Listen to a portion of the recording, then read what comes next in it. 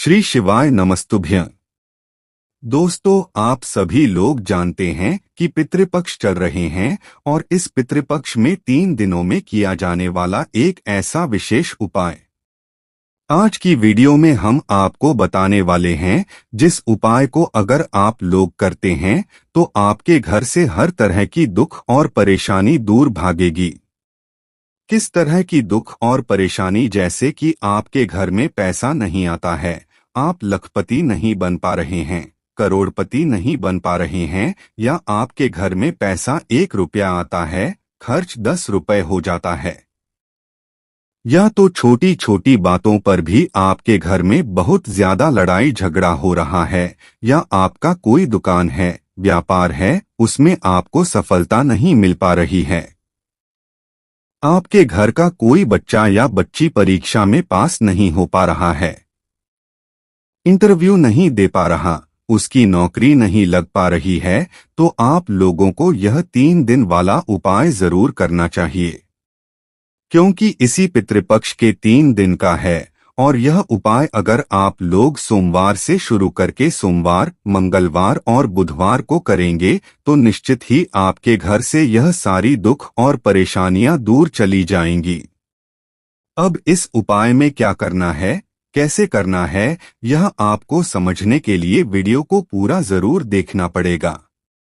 हिना और दोस्तों, यह उपाय अगर आप लोग करते हैं तो आपके ऊपर जो पितृदोष लगा हुआ है वह पितृदोष भी दूर होगा। एक बार करके जरूर देखिएगा। चलिए दोस्तों, बात करते हैं इस उपाय के बारे में। देखिए, इस उपाय को करने के लिए आपका जो समय रहेगा वह प्रातः काल, सुबह सुबह है ना। और इस उपाय को करने के लिए सबसे पहले आपको एक खाली कटोरी लेनी होगी। क्या देनी होगी? एक खाली कटोरी लेनी होगी। उस खाली कटोरी के अंदर आपको चावल भरने होंगे। चावल कितने भरने होंगे? बिल्कुल फुल कटोरी चावल लेना, मतलब पूरे पूरे चावल भरने होंगे। तो एक कटोरी के अंदर पूरे चावल भर लेना। चावल भरने के बाद इस कटोरी के ऊपर आपको 2 चीजें रखनी है। एक कटोरी आपने चावल की 2 फुल भर ले। इसी चावल की कटोरी के ऊपर आपको 2 चीजें रखनी है जो हम आपको बताते दे। देखिए, पहली तो चीज है बेलपत्री। बेलपत्री वह जो भगवान शिव जी पर समर्पित होती है, तो एक बेलपत्री प्रूफ लेकर आना। उस बेलपत्री को उसी चावल की कटोरी के ऊपर रख देना है। उसके बाद में दूसरी जो चीज है वह है दूर्वा, मतलब जो भगवान गणेश जी को समर्पित होती है। तो आपको थोड़ी सी दूर्वा लेकर आपको उसी चावल की कटोरी के ऊपर रख देना है कि आप थोड़ी सी, कहने का मतलब है कि 1, 2, 3, 4 जो मतलब जो दूर्वा के कोट होते हैं वह आपको ले सकते हैं। ज्यादा भी लोगे तो कोई दिक्कत नहीं है। ठीक है, तो एक बेलपत्र और एक दूर्वा आपको अपनी उस चावल की कटोरी के ऊपर रख लेना है। ठीक है, अब रखने के बाद क्या करना है वह आप लोग सुनो। देखो, इस उपाय को विशेष रूप से माताओं बहनों को करना है। अगर किसी कारण से माताएं बहनें नहीं कर पा रही है तो घर का कोई और मुख्य सदस्य इस उपाय को कर सकता है। ठीक है, उपाय थोड़ा ध्यान में रखने वाला है, थोड़ा अच्छे से करने वाला है ना, क्योंकि तभी आपको इस उपाय को करने का फल मिलेगा। तो यहाँ पर आपको यह बात समझ आ गई कि आपने चावल की कटोरी के ऊपर एक बेलपत्री और कुछ दूर्वा जो है रख दी है। दूर्वा रखने के बाद अब आपको यह चावल की कटोरी को लेकर जाना है अपने घर के रसोई घर में। अब देखिए, जब आप इस उपाय को कर रहे हो तो स्थान जरूर कर लीजिएगा। कोई भी उपाय अगर आप इस पितृपक्ष में कर रहे हैं तो शुद्ध होकर, स्नान करके, शुद्ध वस्त्र पहनकर ही करिएगा, क्योंकि उपाय सारे आपके पितृदोष दोष के लिए होते हैं, पितृपक्ष में होते हैं, तो आपको ऐसे ही करने होंगे ना। तो इस कटोरी को तैयार करके आप अपने घर के रसोई घर में पहुंच जाइए। कहां पर आप अपने घर के रसोई घर में पहुंचाएगा? रसोई घर में भी एक ऐसा स्थान है जहां पर आपके पितरों का वास रहता है। आप सभी लोग जानते होंगे जो कि है आपके परिंदा मतलब पीने का पानी वाला जो स्थान होता है वह आपके पितरों का स्थान होता है। तो उसी स्थान पर आपको जाना है जहां पर आपके घर में पीने का पानी का स्थान है। अब देखिए बहुत सारे घर के लोगों के मतलब जो किचन होती है या रसोई घर जो होता है उसमें से परिंदे को हटा दिया गया है और आरओ वगैरह जो चीजें होती हैं वह लगा दी। कहीं पर आपको ऐसा नहीं करना है। एक मटका आपके घर में जरूर होना चाहिए। ऐसा स्थान आपके घर के रसोई घर में जहां से आप पीने का पानी लेते हो। ठीक है, तो ऐसा स्थान आप जरूर बनाकर रखिएगा। या तो एक मटका अपने पितरों के लिए या जहां से आप पीने का पानी भरते हैं वहां पर जरूर भरकर रखिएगा। ठीक है, आरओ वगैरह इस चीज में काम नहीं आते हैं तो आपके घर के रसोई घर में जहां पर वह पीने का पानी वाला स्थान हो वहां पर आपको जाना है। वहां पर पीने पानी वाले स्थान पर आप पीने के पानी वाले स्थान पर कहीं पर भी एक अच्छी सी जगह देखना, वहीं पर जहां पर मतलब ज्यादा आपके हाथ ना जाते हों। क्योंकि यह उपाय 3 दिन तक चलने वाला है तो यह कटोरी भी आपकी 3 दिन तक बाहर पर रखी रहेगी। इस वजह से आप कह रहे हैं हम तो आपको यह 3 एक कटोरी रहेगी या आपको उसी स्थान पर रखना है जहां पर आपके पीने का पानी वाला स्थान है। मतलब बिल्कुल ऊपर ही नहीं रखना है, उसके साइड में बर्फ में जहां पर आपको अच्छी जगह मिल जाए वहां पर रख देना है। आपने इस कटोरी को रखा। अब इस कटोरी को रखने के बाद आपको क्या करना है वह आप लोग सुनो। देखो इस कटोरी को हम आपको बता देते हैं। 3 दिनों तक आपको रखना है किसी भी तरह का। इससे कर रहा 2-3 दिन मान लेना। उदाहरण के लिए सोमवार से मान लो, सोमवार से शुरू करोगे प्रातः काल सुबह सुबह से तो सोमवार का दिन हो जाएगा, मंगलवार का दिन हो जाएगा और बुधवार का दिन हो जाएगा, है ना? तो 3 दिन का। इस प्रकार से कुल मिलाकर उपाय है। अब दिखी जैसी आप एक कटोरी वहां पर रख देंगे।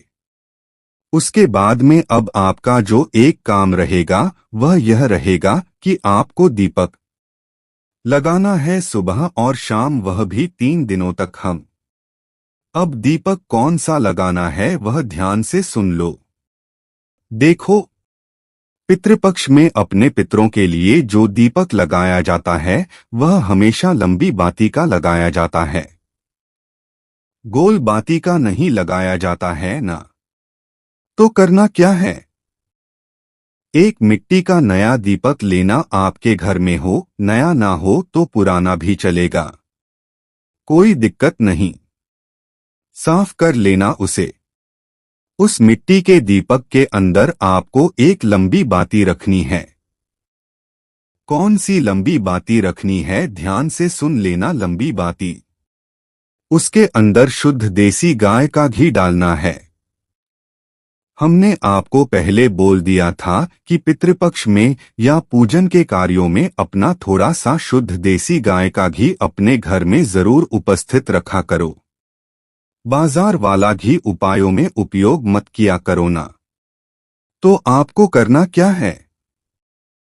थोड़ा सा शुद्ध देसी गाय का घी आपको अपने उस दीपक में डाल लेना है।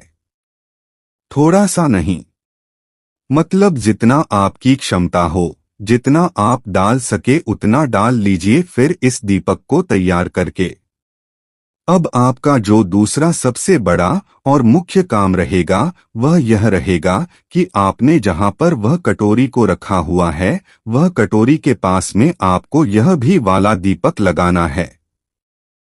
पर इस दीपक को लगाते समय आपको यह बात देख लेनी है कि दक्षिण दिशा कौन सी है।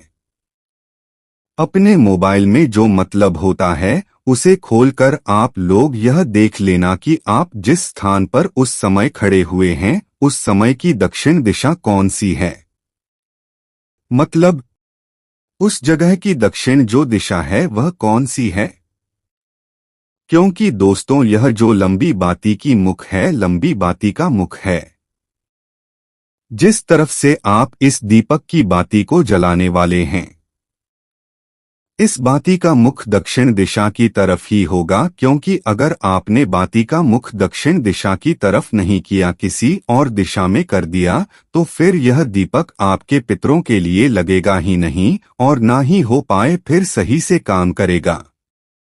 इसीलिए दक्षिण दिशा पहले अच्छे से पूछ लेना, अच्छे से समझ लेना, देख लेना कि हाँ यही दक्षिण दिशा है।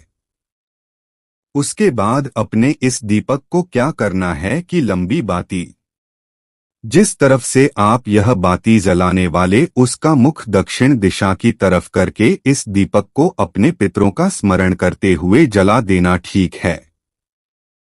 यह मतलब जो पहला दीपक है आपका जला होगा जब आप जिस दिन से उपाय कर रहे प्रातःकाल सुबह सुबह पहला दीपक आप लोग जलाओगे, ठीक है। दीपक जलाने का प्रार्थना करने का तो अभी का काम आपका हो जाता है पूरा होना।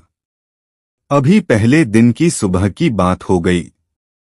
अब शाम का समय जैसे ही आएगा वापस से आपको यही दीपक तैयार करना है, लंबी बाती का, शुद्ध देसी गाय के घी का, और उसी स्थान पर जाकर जहां पर आपने यह वाला दीपक रखा हुआ है। जहां पर कटोरी रखी हुई है कटोरी को वैसा का वैसा रखे रहने दें। आप कटोरी को 3 दिनों तक आपको नहीं छूना है तो उस दीपक को लाकर मतलब शाम को भी एक दीपक तैयार करके अपने पितरों का इसमें करते हुए दक्षिण बाती का मुख करके इस दीपक को जला देना। पहला दिन क्या फिर दूसरा दिन आएगा। जैसे उदाहरण के लिए हमने मंगल सोमवार लिया, सोमवार आपने कर लिया, मंगलवार के दिन भी प्रातः का सूरज वापस से दीपक लगाना है। स्नान करके लगाना, इस बात का ध्यान रखिएगा। शाम के समय हाथ मुंह धोकर लगा सकते हैं, ठीक है। तो दूसरे दिन भी आप लोग अपना सुबह दीपक लगाएंगे, शाम को दीपक लगाएंगे। फिर तीसरे दिन आप लोग क्या करेंगे कि सुबह दीपक लगाएंगे, शाम को दीपक लगाएंगे। पर एक बात का ध्यान रखिएगा कि तीसरे दिन हमारा यह उपाय पूरा होगा। अब तीसरे दिन पूरा कैसे होगा वहां पर सुनिए देखिए। 3 दिनों तक आप यहाँ पर दीपक बाती सुबह शाम करेंगे, पर जो तीसरा दिन होगा ना, इस तीसरे दिन में आपको क्या करना है कि प्रातः काल सुबह सुबह अपना वह दीपक वहाँ पर जलाने के बाद जो यह दीपक हमने आपको बताया दक्षिण भारतीय मुख करके इस दीपक को वहाँ पर जलाने के बाद इस चावल की कटोरी को अब आपको वहाँ से उठाना है। कौन से दिन? तीसरे दिन उठाना है। दीपक लगाने के बाद अपने पितरों का इसमें करने के बाद, ठीक है। तीसरे इस चावल की कटोरी को आपने वहां से उठाया। सबसे पहली चीज आपका काम यह रहेगा कि इस चावल की कटोरी के ऊपर जो आपने बेलपत्री और दूर्वा रखी हुई थी, इस दूर्वा और बेलपत्री को वह उसके ऊपर से उठाना है और भगवान शिव जी के मंदिर जाना है। साथ में आप एक लोटा जल अलग से कुछ लेकर जाना चाहें, पूजा अर्चना के लिए वह लेकर जा सकते हैं। पर इस चावल की कटोरी के ऊपर से मात्र यह दूर्वा और बेलपत्र को उठाना है। चावल की कटोरी अपने घर में ही रख देना, ठीक है, या उसी स्थान पर रख देना, कोई दिक्कत नहीं है। तो दूर्वा और बेलपत्री ले जाकर भगवान शिव जी के मंदिर पहुँचे। पहले अपनी पूजा अर्चना कर लेना, उसके बाद में यह दूर्वा और यह बेलपत्र भगवान शिव जी की शिवलिंग के ऊपर आपको समर्पित कर देना। कहाँ पर? भगवान शिव जी के शिवलिंग के ऊपर आपको यह दूर्वा और बेलपत्र को समर्पित कर देना है। इसके बाद में दोस्तों आप दर्शन करके यह दूर्वा और बेलपत्र भगवान शिव जी की शिवलिंग के ऊपर अपने पितरों का सम्मान करते हुए और भगवान शिव जी का नाम लेते हुए चढ़ाकर आएंगे। अब घर आने के बाद अब आपने दूर्वा और बेलपत्र तो चढ़ा दी, अब एक चावल की कटोरी के अंदर चावल के दाने बचे हुए, इन चावल के दानों को क्या करना है वो आपको ध्यान से सुनो।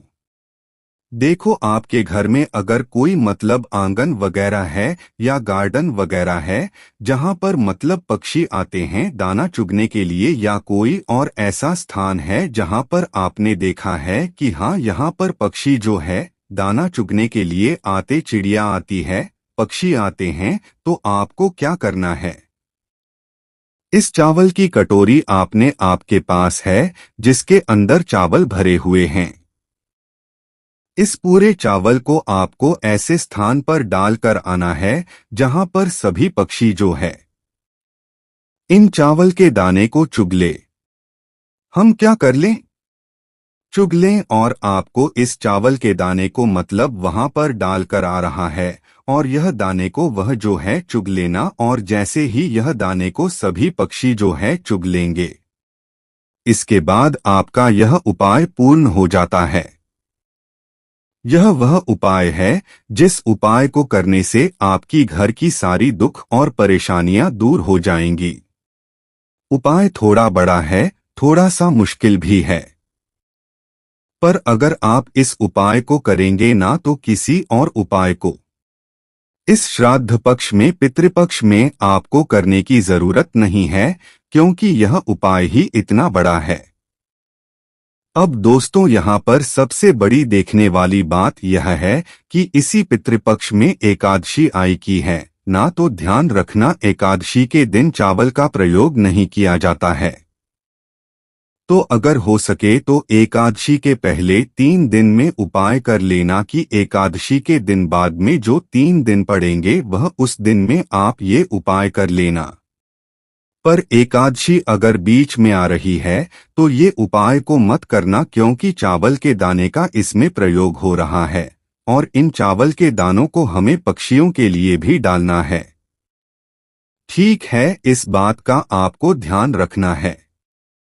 बाकी दोस्तों उपाय हमने आपको समझा ही दिया है। कोई भी आपको समस्या आती है उनसे कमेंट करके पूछ सकते हैं। नमः शिवाय।